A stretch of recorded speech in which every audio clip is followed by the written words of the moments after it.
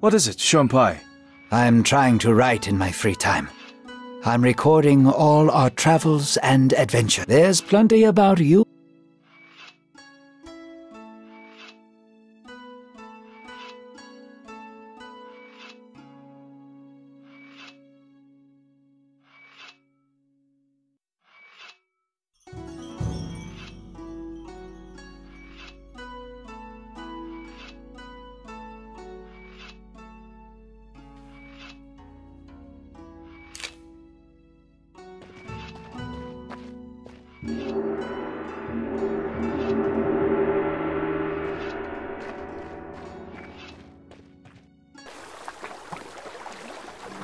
I'll go and check the hold, since we recently developed a rat problem. Who are you trying to trick, Beard? These are...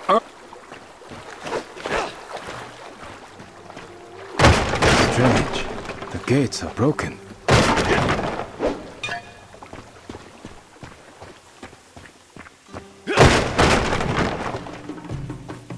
Temple has been attacked. We must find Jianglong.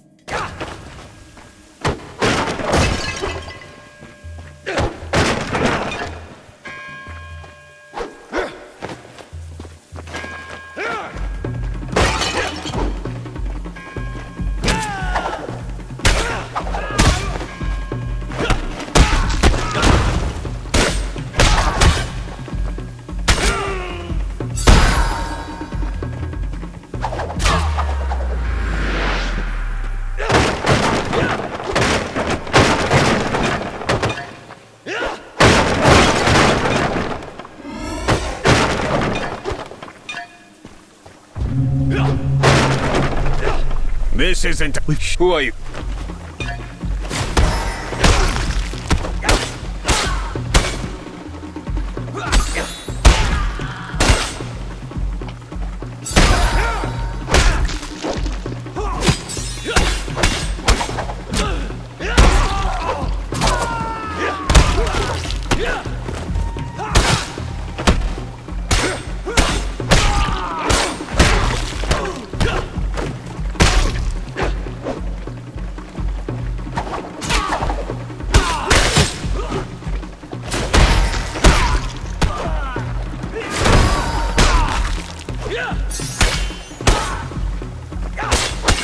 You Shi Changlong?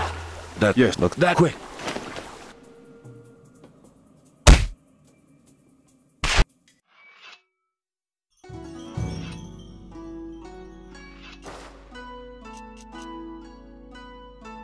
Called Southern Elements. It allows you to use your chi to perform incredibly powerful hits. The first move is a round attack, which inflicts damage on every foe close enough to you.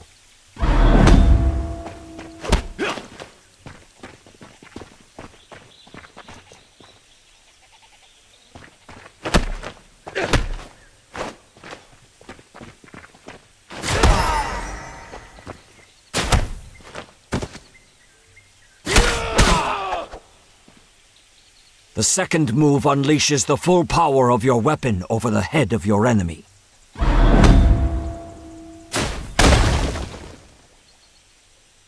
The third move throws your opponent.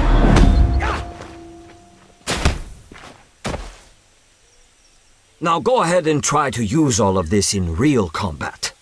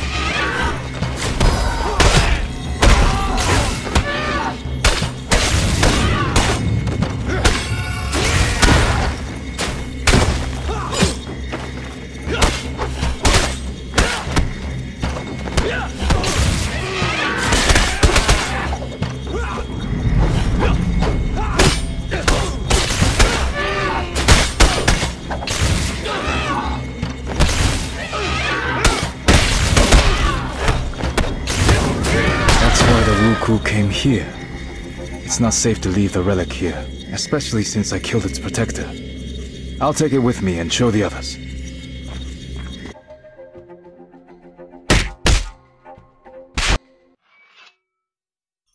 There was no horde, but we managed to find this object. It seems to be made out of jade and looks very old. The pirates probably wanted to sell it to a collector.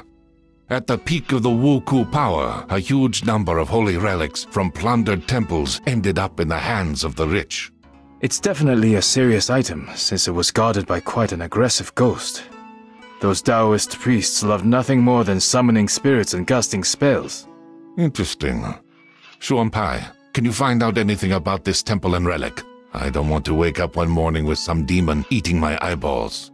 I will try, but my collection of books is quite limited. I will let you know if I find anything.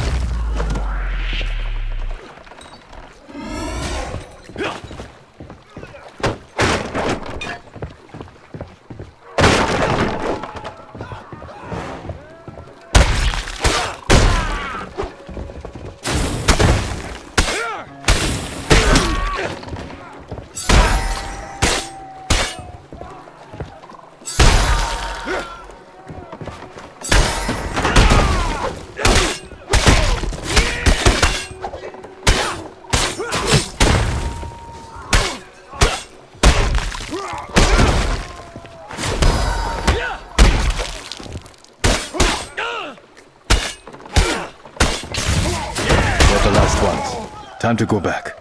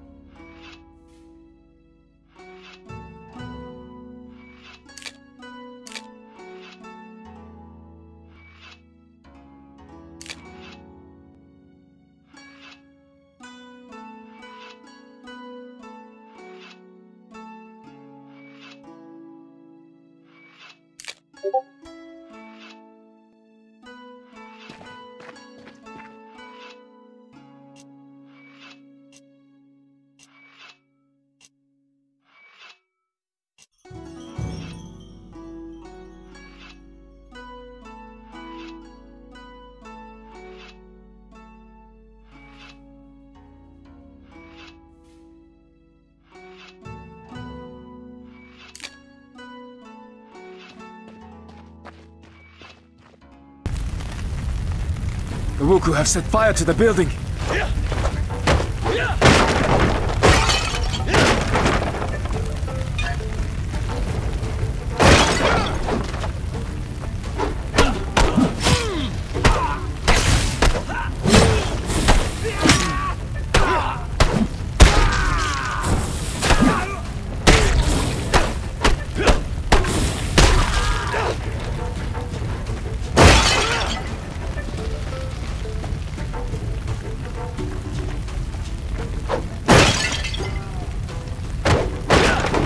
Are you okay? Yes, thank you for your help. The Wuku appeared out of nowhere, so we didn't even have time to lock the gates. They burst in and started killing, raping, and pillaging, and locked up those they didn't kill. They decided to burn down the Tulu and everyone inside before they left. We have to help the others or they'll burn alive. Run outside and hide. I promise that we will save everyone.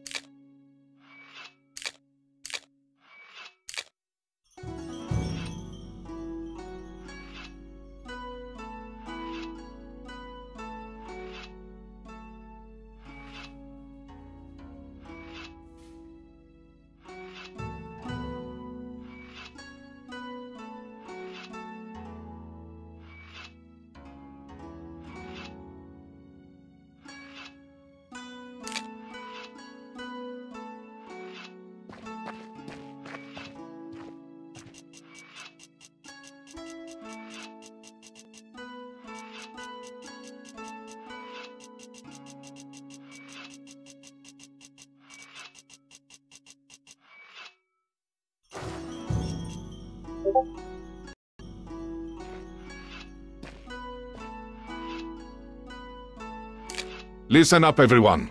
As you've probably noticed, the local authorities are still doing nothing. As if it's ever been otherwise.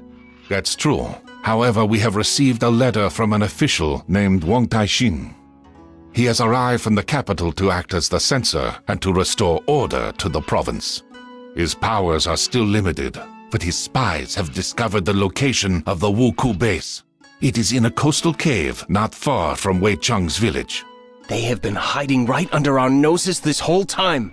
We must go at once, before their leader eludes us once again. I know the cave. We'd often climb inside as children. Not many people know that it has two entrances. A large one from the beach, and a tiny one from the opposite side, which leads to a subterranean river. It's pitch dark in that part of the grotto, with little space and sheer drops on either side. The path is nearly impossible to spot from the inside, and the Wuku won't know about it. We can storm in through that entrance and use the element of surprise. A good idea, but such a plan won't work. Considering how narrow the cave is, we will be like fish in a barrel if they spot us too early. Let's do this instead. I will lead the main group in from the beach and engage them outside, drawing out their main forces.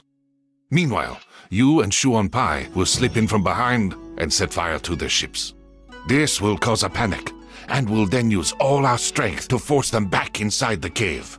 Excellent plan. Let's go.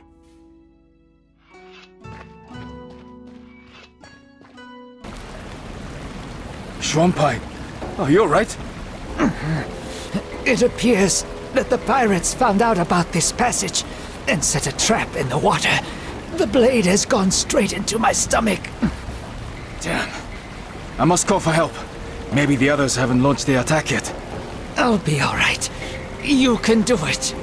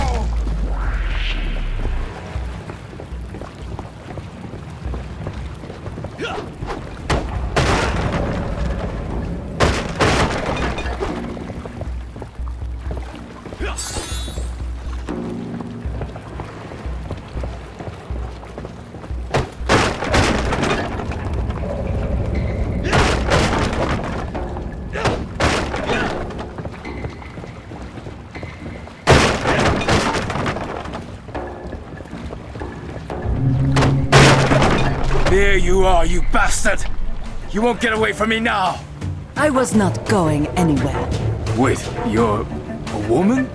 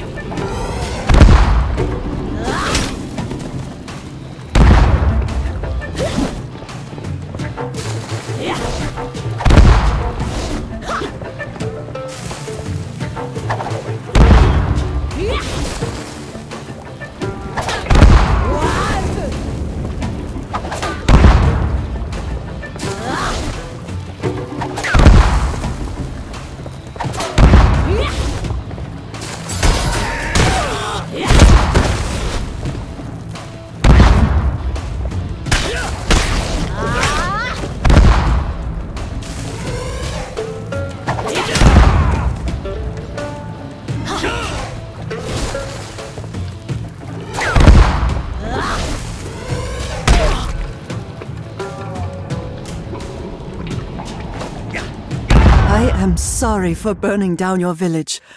I had no choice. A few years ago, a bloodthirsty tyrant appeared in my homeland, who had decided to conquer the whole country. My father stood against him, and fell by the walls of our castle, together with our whole clan.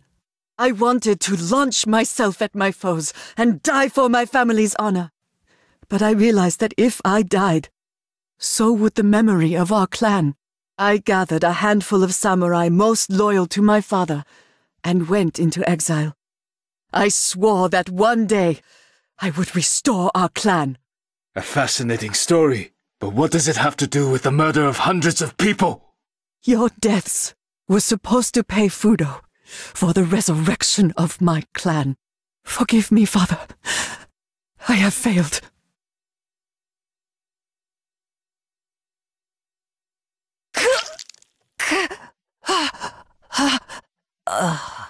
Before she died, she said that someone called Fudo promised to resurrect her family in exchange for people's lives. Fudo is a Japanese deity, believed to cast out demons with fire. I have never heard of people making sacrifices to him, especially human ones. Do you think we're dealing with a cult? I don't know yet, but something tells me that there is a person behind the name.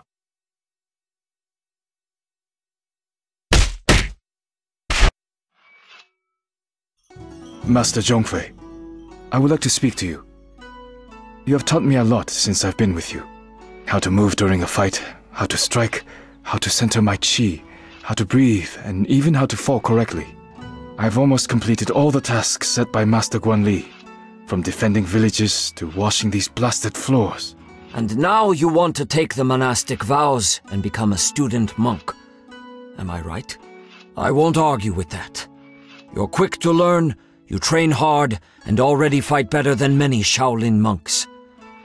Yet I have one question for you. You have finally gotten revenge on the person who killed your grandfather and burned down your village. How do you feel now? For me, she was evil incarnate. Every day, I imagined how I would take her life with my own hands. I wanted her nearest and dearest, people I never met, to die a painful death. You probably expect me to say that her murder didn't change anything, that I don't feel any better and other such banalities. However, I do feel better. Although not because I got my revenge. She was only human. She committed all these murders because she was unable to accept her father's death. I feel better because I was able to discard my hate towards her, and feel sorry that she is dead. You have changed much since we first met, Wei Cheng. Well, I agree. Wei Cheng swore not to drink wine, eat meat, commit adultery, or kill. However, the Shaolin warriors were allowed to break the last commandment if they were in mortal danger. Apart from renouncing worldly pleasures, Wei Cheng also had to forswear his common name and take on a new monastic name. Thus, Wei Cheng went from being a simple fisherman to being the monk Dao Kung.